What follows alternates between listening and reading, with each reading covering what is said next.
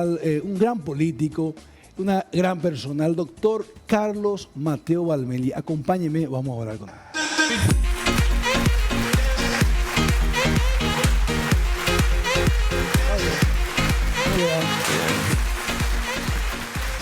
Buen día, bienvenido, buenos días, América. Buenos días, ¿ya estamos al aire? Estamos al aire. Bueno, muchas gracias por la introducción, creo que necesaria posiblemente y exagerada.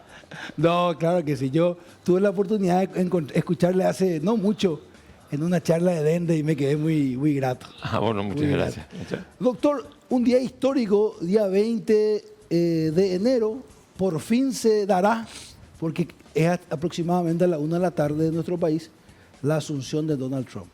Bueno, la verdad que una vez me preguntaron, hace mucho tiempo un amigo mío me preguntó, es que va a ser una fecha histórica. Yo tenía que asumir la presidencia del Congreso y tomar el juramento a Nicanor y a Castiglione.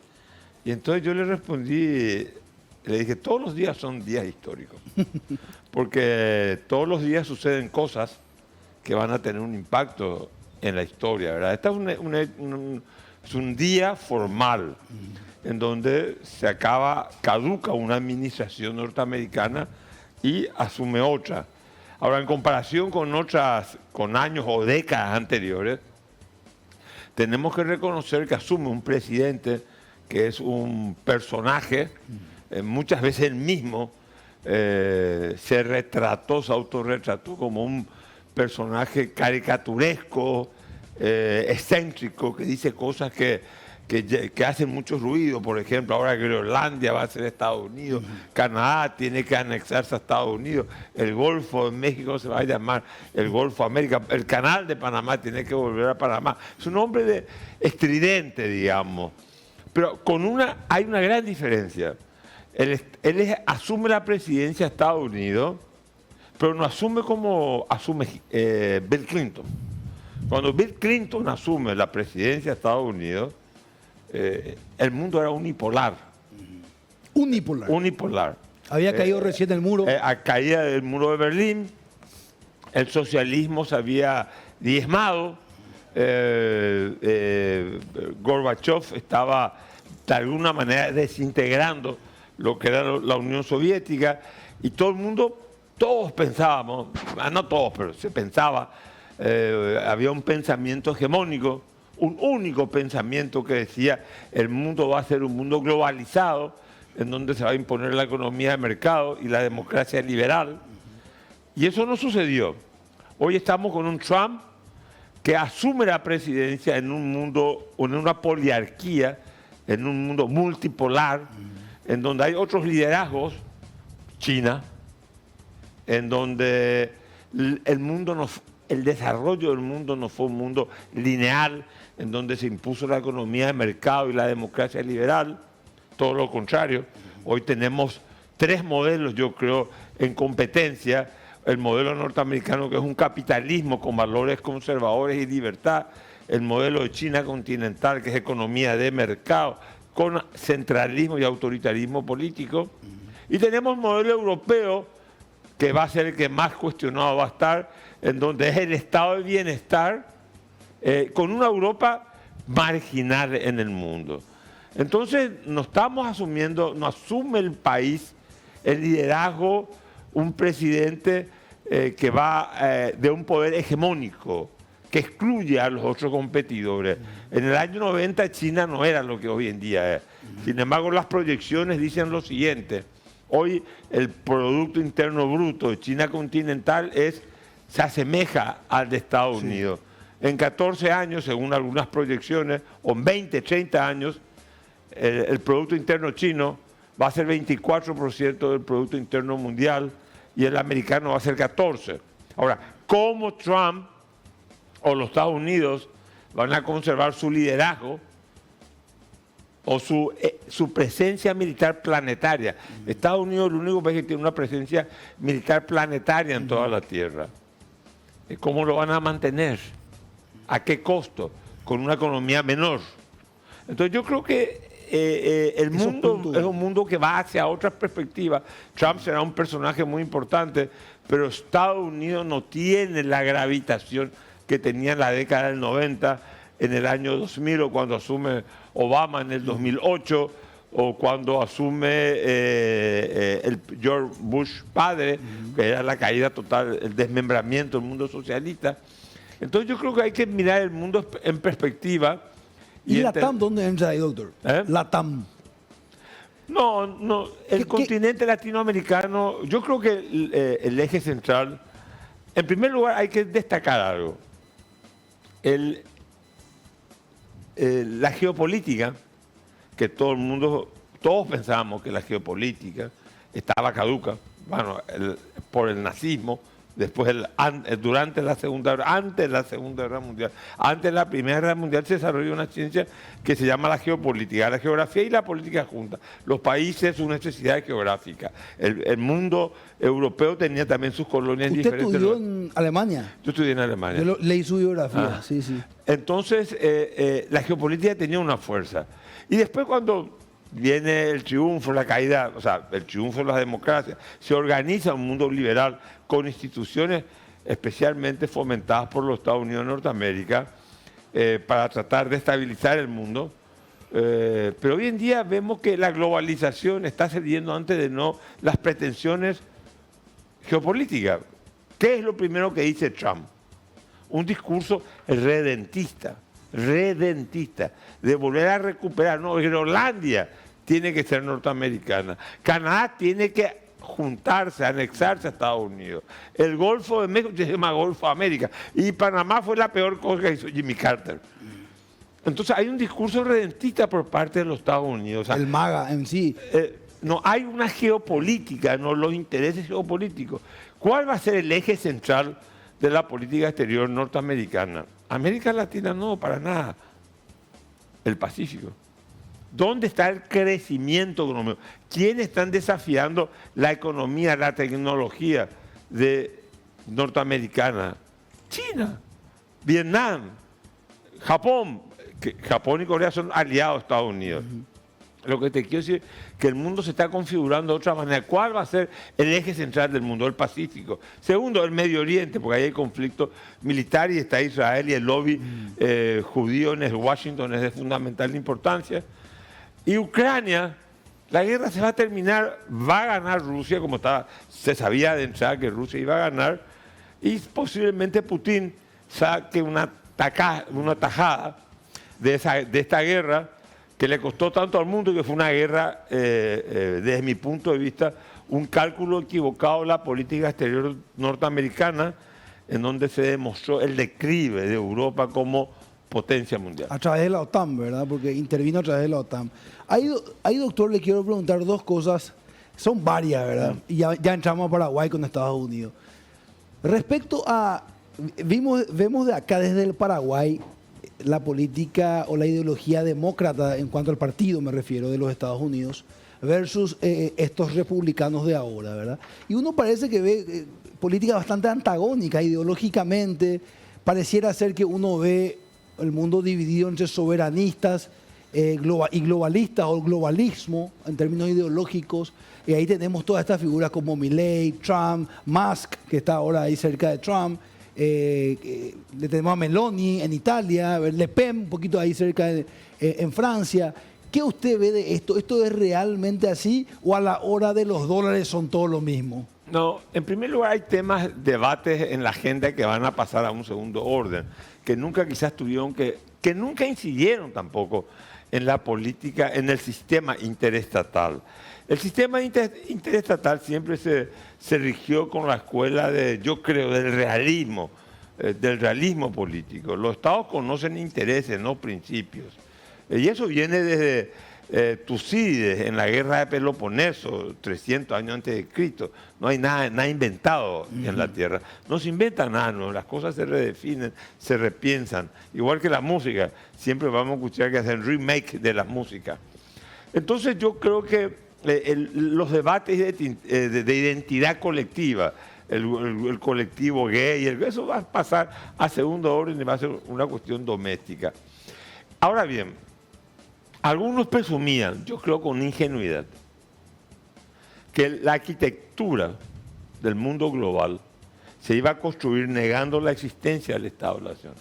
Estado-nación. El Estado-nación. Hubieron algunos que hasta llegaron a escribir el eclipse del Estado-nación, como que los procesos globales iban a eclipsar el Estado-nación, como que el Estado-nación era una instancia político, militar e institucional en vías de extinción. Y algunos ahí se entusiasmaron mucho con lo que se llamó globalismo. Yo creo que nunca fue así, ¿verdad? Los estados, la soberanía de los estados se respalda en un poder militar y en sus propios intereses. Y es más, la democracia de los estados se respaldan en sus instituciones, en el robustecimiento de sus propias instituciones. No puede haber democracia si no hay Estado-nación.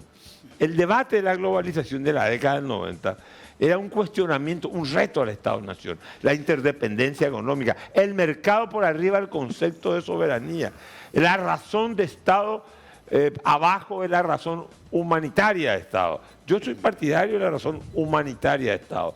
Yo creo que el individuo está por arriba del Estado, pero es una concepción filosófica mía, no de aquellos que toman decisiones en la política internacional. Y ese exceso de poder del capital por sobre la soberanía del Estado, ¿es una mala lectura de la ideología liberal clásica? No, yo creo que el capitalismo y determinados actores económicos, la economía se transnacionaliza. Pero ¿qué pasó cuando los españoles vinieron a América, a conquistar América? Eso ya formaba parte de la transnacionalización de la economía. No es que venían ejércitos españoles a conquistar América, eran empresarios, gente que cerraba un acuerdo con la corona española, decía, yo llevo tanto, si yo me quedo con tanto oro contado, con tanto territorio.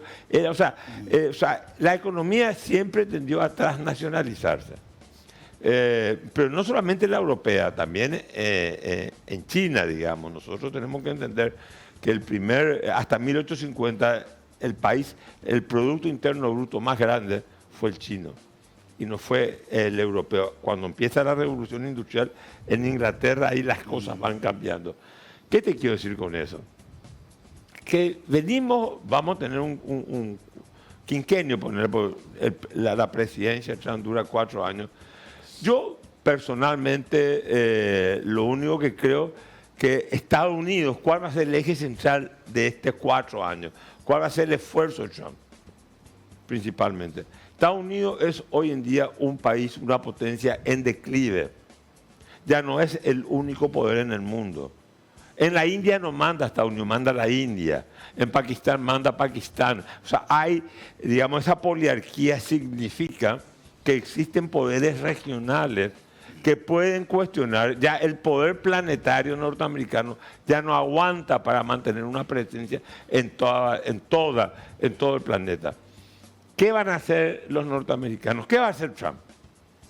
¿Va a priorizar el problema doméstico norteamericano, en donde hay infraestructuras obsoletas, en donde hay problemas sociales de criminalidad, en donde hay... Vos fijate que vos tenés 330, 340, 350 millones de habitantes en Estados Unidos y en China tenés 1.400 millones. Porque ese va a ser el eje central del debate. Trump dice, yo voy a ponerle tarifas a lo que se importe de Canadá.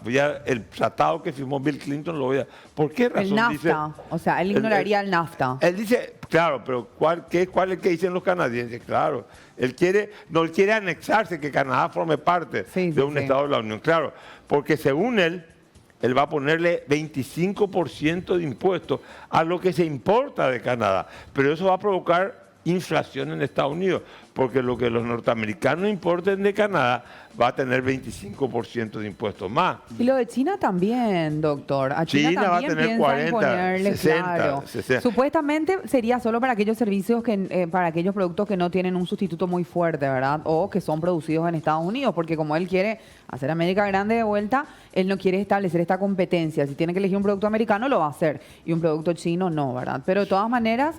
Con esto hay como un decrecimiento en la economía de China en estos últimos meses, entonces como que no sé todavía cómo esto impactaría. No, la economía de China, lo que pasa es que muchas veces uno no quiere ver la realidad. La economía de China es una economía que en 1900, cuando Deng Xiaoping asume la presidencia y hace las reformas económicas, vamos a poner una fecha, 1980, 2010, 2020. China sacó de la extrema pobreza 800 millones Una locura. de chinos. O sea, y el tamaño de la economía de China se asemeja hoy a la norteamericana en 40 años, sin haber derramado una gota de sangre, sin haber tenido una intervención militar o una actitud de querer colonizar otro país. Y con esto no estoy haciendo una apología de China. Yo soy un hombre que creo que nosotros los paraguayos tenemos que mantener las relaciones con Taiwán. Lo que creo nomás que estamos viendo el panorama mundial y nosotros lo que no podemos tener es informaciones sesgadas. Nosotros creemos que no, China crece porque tiene mano de obra barata. No, China ya no tiene mano de obra barata. Si la economía paraguaya crece, nos vamos a dar cuenta de dos fenómenos: que la población se va a estancar porque la mujer va a querer trabajar y no tener hijos, y nos vamos a dar cuenta que los ingresos van a aumentar y va a haber más paraguayos en la clase media. Esos son resultados inmediatos de un proceso de modernización. Apasionante este tema realmente, doctor. Diego Martínez. Doctor, gracias por acompañarnos. Tengo una sola pregunta. Sí, dos si querés también. Me encanta. Doctor, a ver, los latinoamericanos, legales e ilegales, a partir de hoy en adelante con Donald Trump, ¿qué futuro les depara en Estados Unidos? Bueno, mira, yo creo que, creo Claudia, le escuchaba al empezar el programa, que Trump quiere ser un presidente muy ejecutivo, y acá Salema le decía, no, me gusta más la meditación, pero él va a anunciar una serie de medidas. Yo no sé cuáles son esas medidas, pero él ya nos hablaba en su primer periodo que iba a construir un muro para que nadie pase. Al final el muro no se construyó. Decía, y el muro lo van a pagar los mexicanos. No sucedió eso. Trump es un hombre de grandes declaraciones. Y algunos dicen, no, ese es su estilo. Él se hace el duro, negocia, habla y después se sienta y es más flexible a la hora de negociación. Yo no sé si él aprendió mucho de su primer periodo presidencial, en donde, digamos, de alguna manera perdió las elecciones y salió aplazado. Si no hubiera sido reelecto inmediatamente. La verdad que creo que es el segundo presidente americano que espera un periodo para volver de nuevo a la Casa Blanca. Es un síntoma revelador. Y es la primera vez que él, pues en aquella vez que se presentó con Hillary Clinton, en el voto popular le ganó Hillary Clinton. Le gana en el colegio electoral, pero ahora ganó en el voto popular y en el colegio electoral por una gran diferencia. Veamos qué hace, veamos qué prioridades hace. Ahora, ¿cómo Estados Unidos va a crecer o va a tener un potencial económico de un territorio más grande que el territorio chino, y cómo crece su mercado y cómo crece su economía? ¿Y cómo mantiene la presencia norteamericana en términos militares en el planeta? ¿Va a estar Estados Unidos involucrado en Ucrania? Acá la gran derrotada va a ser Ucrania, de entrada, ¿verdad? Directamente es la gran derrotada. La guerra de Ucrania se va a acabar, yo creo. No quiero pronosticar algo que no se cumpla, pero yo creo que la guerra de Ucrania está llamada. Los europeos van a dejar los americanos no le van a dar más armas, y tampoco los europeos. Doctor, ¿y la relación Estados Unidos-China y Estados Unidos-Rusia con la llegada de Trump? ¿Cómo ve? Bueno, mira, yo creo que los rusos, empujados por el error norteamericano de la guerra de Ucrania, los rusos se acercaron a China. Y Rusia va a seguir insistiendo en su relación con China, porque le perdieron confianza. El liderazgo americano fue... En política exterior uno puede ser ambiguo, lo que no puede ser es contradictorio.